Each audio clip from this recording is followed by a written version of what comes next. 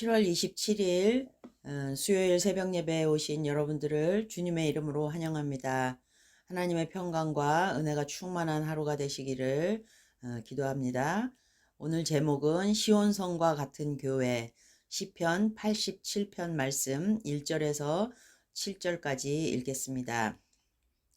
그의 터전이 성산에 있으며 여호와께서 야곱의 모든 거처보다 시온의 문들을 사랑하시는도다. 하나님의 성이여 너를 가리켜 영광스럽다 말하는도다. 나는 라합과 바벨론이 나를 아는 자 중에 있다 말하리라. 보라 블레셋과 두로와 구스여 이것들도 거기서 났다 하리로다. 시온에 대하여 말하기를 이 사람 저 사람이 거기서 났다고 말하리니 지존자가 친히 시온을 세우리라 하는도다. 여호와께서 민족들을 등록하실 때에는 그 수를 세시며 이 사람이 거기서 났다 하시리로다. 노래하는 자와 뛰어노는 자들이 말하기를 나의 모든 근원이 내게 있다 하리로다. 아멘. 어제까지 우리는 히브리서의 말씀을 통해 많은 은혜를 받았습니다. 히브리서는 고난의 시대를 살아가던 당대의 크리스찬들에게 참 대제사장이 되신 예수님을 바라보며 인내하는 믿음에 관해 우리에게 많은 이야기들을 전해주었습니다. 그리고 시편 87편으로 이어지는 묵상의 연결고리는 그 고난의 시대를 믿음으로 이겨내고 난 후에 우리에게 펼쳐질 소망의 미래를 알려주는 듯합니다. 오늘은 성전 문지기와 음악을 담당했던 고라 자손의 시인 시편 87편을 통해 주시는 하나님의 말씀을 나누겠습니다. 이 시는 바벨론 포로기 후에 기록된 것으로 추정합니다.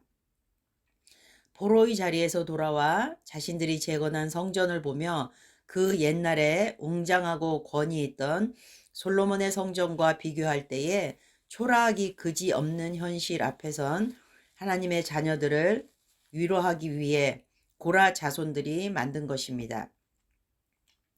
시편 87편은 1절에서 3절까지와 4절에서 7절로 두 단락으로 나누어서 이해하시면 되는데 1절에서 3절은 하나님의 사랑을 받는 시온, 4절에서 7절은 세상의 근원이 되는 시온을 통해 모든 이들이 복을 받을 것이다 라고 요약할 수 있습니다. 저는 먼저 오늘 본문의 가장 중요한 단어인 시온에 관해 말씀드리겠습니다. 시편 87편은 시편 48편과 함께 시온을 찬양하는 내용을 담고 있어서 묵상시에 자주 같이 비교되며 언급되는데요. 시편 48편 1, 2절입니다. 여호와는 위대하시니 우리 하나님의 성 거룩한 산에서 극진히 찬양 받으시리로다. 터가 높고 아름다워 온 세계가 즐거워하며 큰 왕의 성 곧 북방에 있는 시온산이 그러하도다. 오늘 수요 예배 찬양으로 올려드렸는데 크신 주께 영광 돌리세라는 찬양입니다. 여러분도 악보를 보시면 알겠지만 많이 들어보셨을 줄 압니다. 같은 고라 자손의 시이기 때문에 시편 87편과 표현이 비슷합니다. 시온을 하나님의 성, 거룩한 성, 터가 높고 아름다운 성이라고 했습니다. 오늘 본문인 시편 87편 2절에서 3절은 여호와께서 야곱의 모든 거처보다 시온의 문들을 사랑하시는도다. 하나님의 성이여 너를 가리켜 영광스럽다 말하는도다 라고 기록합니다. 이 구절에 따르면 시온은 하나님의 성과 동의어이고 하나님이 사랑하시는 곳입니다. 이제 우리는 시온에 대해서 몇 가지로 나누어서 살펴보려고 하는데 첫 번째로 시온의 단어적인 의미를 알아보겠습니다. 시온이라는 단어는 성경에서 150번 이상 나옵니다. 그것은 본질적으로 요새화라는 뜻을 의미하고 기념물로 세워질 것이다 라는 개념을 가지고 있습니다. 시온은 다윗 성 및 하나님의 성으로 그 의미가 시작되었지만 성경의 역사가 진행됨에 따라 시온이라는 단어는 범위가 확대되고 영적 의미가 추가되었습니다. 성경에서 시온에 대한 첫 번째 언급은 사무엘하 5장 7절에 나옵니다. 다윗이 시온 산성을 빼앗았으니 이는 다윗 성이더라. 시온은 원래 예루살렘 성에 있는 고대 여부수족의 요새였는데 다윗이 요새를 정복한 후에 예루살렘은 이스라엘의 소유가 되었습니다. 거기에 왕궁이 세워졌고 시온, 곧 예루살렘은 이스라엘 왕국의 권자가 있는 곳이 되었습니다. 솔로몬이 예루살렘에 성전을 지었을 때 시온의 의미는 성전 지역을 포함하기 위해 더 확장되었습니다. 이와 같이 구약에서 시온은 예루살렘 성과 유대 땅과 그리고 이스라엘 국가 전체를 위한 이름으로 그 의미와 지경이 넓혀지며 사용되게 되었습니다. 그렇다면 두 번째로 시온이 말하는 성경적인 의미는 무엇일까요? 구약에서 시온은 하나님의 백성인 이스라엘을 비유적으로 지칭합니다. 이사야서 60장 14절에 보시면 너를 괴롭히던 자의 자손이 몸을 굽혀 내게 나오며 너를 멸시하던 모든 자가 내 발 아래에 엎드려 너를 일컬어 여호와의 성읍이라 이스라엘의 거룩한 이의 시온이라 하리라. 이 말씀은 오늘 본문과도 비슷하게 이스라엘의 모든 적대자들이 찾아와 그들을 높이며 여호와의 성읍, 여호와의 소유물, 여호와의 것이라고 고백하게 될 것을 예언합니다. 예레미야서 31장 6절의 예언에서 우리는 시온의 의미가 영적으로 확장되는 것을 볼 수 있는데 너희는 일어나라 우리가 시온에 올라가서 우리 하나님 여호와께로 나아가자. 예레미야 선지자의 표현을 보면 시온은 곧 하나님의 임재의 자리임을 알 수 있습니다. 그래서 예루살렘 성전을 시온성이라고도 하고 그곳은 바로 하나님이 임재하시는 예배의 자리였죠. 신약 성경에서 시온은 하나님의 영적인 나라를 가리킵니다. 히브리서를 기록한 사도는 말하기를 우리는 시내산에 도착하지 않고 시온산과 살아계신 하나님의 도성인 하늘의 예루살렘에 이르렀다라고 12장 22절에서 말하고 있습니다. 또한 이사야서 28장 16절과 베드로전서 2장 6절에서는 예수 그리스도가 시온의 기초돌 되심을 말하고 있습니다. 이사야서 28장 16절을 보면 그러므로 주 여호와께서 이같이 이르시되 보라 내가 한 돌을 시온에 두어 기초를 삼았노니 곧 시험한 돌이요 귀하고 견고한 기초돌이라 그것을 믿는 이는 다급하게 되지 아니하리로다. 이와 같이 우리는 시온은 하나님의 자녀들의 존재의 명칭이라는 것을 볼 수 있습니다. 에베소서 1장 22절 23절에 보시면 또 만물을 그의 발 아래 복종하게 하시고 그를 만물 위에 교회의 머리로 삼으셨느니라.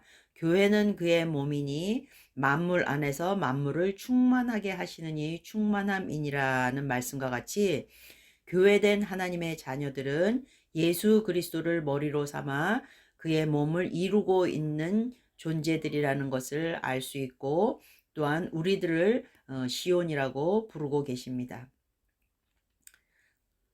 마지막으로 시온은 고린도전서 6장 20절에서 너희 몸은 너희가 하나님께로부터 받은 바 너희 가운데 계신 성령의 전인 줄을 알지 못하느냐 너희는 너희 자신의 것이 아니라 값으로 산 것이 되었으니 그런즉 너희 몸으로 하나님께 영광을 돌리라 라는 말씀을 통해 사도 바울이 우리에게 우리가 하나님이 임재하시는 성령의 전 곧 시온임을 확인해 주고 있습니다. 이상과 같이 우리는 시온의 의미를 찾아보았는데 시온은 하나님의 백성된 이스라엘과 영적 이스라엘인 현대의 교회와 성도들을 뜻합니다. 그 시온의 기초석은 예수 그리스도이고 그 몸을 이루고 있는 우리에게 찾아오시는 하나님의 임재의 자리입니다. 그렇다면 세 번째로 시온을 향하신 하나님의 계획은 무엇입니까? 오늘 본문 4절에 보면 나는 라합과 바벨론이 나를 아는 자 중에 있다 말하리라 보라 블레셋과 두로와 구스여 이것들도 거기서 났다 하리로다. 라합은 애굽을, 바벨론은 침략자를, 블레셋은 가까운 데 있는 적들을, 두로는 먼 나라를 의미하며 이들 모두는 타락한 세상을 뜻합니다. 이렇게 이스라엘을 괴롭히며 힘들게 하고 죄악된 세상을 상징하는 모든 나라들조차도 모두 거기서 났다라고 하는데, 거기서 났다는 표현이 이 짧은 성경 시편 87편 한 장 안에서 3번이나 나오고 있습니다. 성경에서 3번씩 말하는 것은 강조하는 것이고, 이것이 진실이며 사실임을 알려주는 것입니다. 그러므로 모든 세상의 만물은 그 주인이 여호와이시며 모든 것이 여호와로부터 났고 구원의 근원은 오직 여호와 한 분뿐임을 선포합니다. 만물의 근원 되시는 여호와께서 모든 만물이 그분의 존재의 근원이시며 존재의 이유 되시는 여호와께로 돌아와 그분을 찬양하며 그분의 구원의 생명책에 그 이름이 기록되며 그분을 찬양하게 될 것이라 말씀합니다. 그리고 노래하는 자와 뛰노는 자, 곧 노래하며 춤추며 여호와의 이름을 찬양하게 되리라고 합니다. 시온을 통해 하나님께서 찬양과 경배를 받으시며 그들을 사랑하시고 영화롭게 하시는 여호와로부터 온 땅이 복을 누리게 될 것이라는 하나님의 계획을 알 수 있습니다. 자, 그렇다면 오늘 말씀의 결론은 무엇일까요? 현대를 살아가는 우리들에게 시편 87편은 무슨 메시지를 주고 있습니까? 저는 이사야서 14장 32절의 말씀으로 그 의미를 해석하려 합니다. 그 나라 사신들에게 어떻게 대답하겠느냐? 여호와께서 시온을 세우셨으니 그의 백성의 곤고한 자들이 그 안에서 피난하리라 할 것이니라. 교회로 부르심을 받은 우리들은 교회의 머리 대신 예수님 안에서 곤고한 자들의 피난처가 되어야 합니다. 시편 87편은 교회를 통한 위로와 회복을 우리에게 선포하고 있습니다. 미국인의 약 20%는 설문지에서 종교가 없다에 대답한다고 합니다. 메이플라워 호를 타고 기독교 신앙을 지키기 위해 신대륙 미국에 정착한 그들의 시작을 생각해 볼 때 아찔할 수밖에 없습니다. 하나님 없이도 잘 살 수 있다는 그들의 교만을 볼 수 있습니다. 코로나 시대를 살아가는 우리는 어떻습니까? 온라인 예배가 시작되면서 많은 교회들로부터 성도가 사라졌어요 하는 아우성이 들려옵니다. 하나님의 성전에 모이지 않는 온라인 성도들은 과연 그들의 삶의 자리에서 시온의 빛을 발하고 있을까요? 빛은 모여 있을 때에 더욱 환히 밝아집니다. 우리는 교회로 모여 하나님께서 시온을 세우시고 곤고한 자들이 그 안에서 피난하며 위로와 회복을 얻게 되리라는 말씀이 성취되는 복의 통로가 되어야 합니다. 사람들은 점점 더 각박해 가는 세상 속에서 더 많은 위로들을 필요로 합니다. 넘치는 재정과 기술들로 더불어 살지 않아도 모든 의식주를 해결할 수 있습니다. 심지어 누군가를 만나지 않아도 혼자 할 수 있는 오락들이 온라인상에서 넘쳐납니다. 그러나 하나님께서도 아담의 혼자 있는 모습이 보기에 좋지 않으셨던 것처럼 우리는 결코 혼자 살 수 없는 존재입니다. 코로나로 일주일간 집안에서도 혼자 지내며 격리를 해보니 하루 종일 아무하고도 대화하지 않는다는 것이 얼마나 어려운 일인지를 알게 되며 군중 속에 고독을 느끼는 많은 이들을 생각해 보게 되었습니다. 이웃과의 담이 점점 더 높아져 가고 고독사가 사회의 문제가 되어가는 이 시대를 살아가면서 교회로 부르심 받은 우리들은 그들의 이웃이 되며 친구가 되어야 합니다. 그들의 곤고함을 위로해 줄 위로자가 되어야 합니다. 우리가 하는 것이 아니라 머리 대신 예수님을 통해 그분의 복음을 통해 우리는 그저 통로가 되어 곤고한 자들이 와서 쉼을 얻고 회복과 소망을 얻도록 하는 것입니다. 모여있는 우리들 안에서 우리만의 리그가 아니라 온 세상이 그분의 그늘 아래로, 그분의 발 아래로 무릎 꿇고 모여들게 해야 하며 그런 모든 이들에게 그리스도의 위로와 사랑을 전해야 합니다. 사랑은 받아본 사람만이 할 수 있다고 합니다.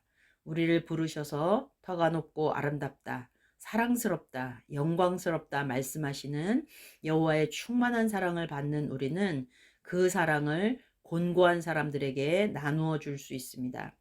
여러분이 오늘 만나게 될 그 한 사람, 그 한 사람이 여호와께 돌아와 나도 그분에게서 났습니다. 저의 근원은 여호와입니다. 라고 고백하며 여러분이 베풀어 주시는 사랑과 위로의 힘을 얻고 시온 백성이 되는 복을 누리게 되기를 소망합니다.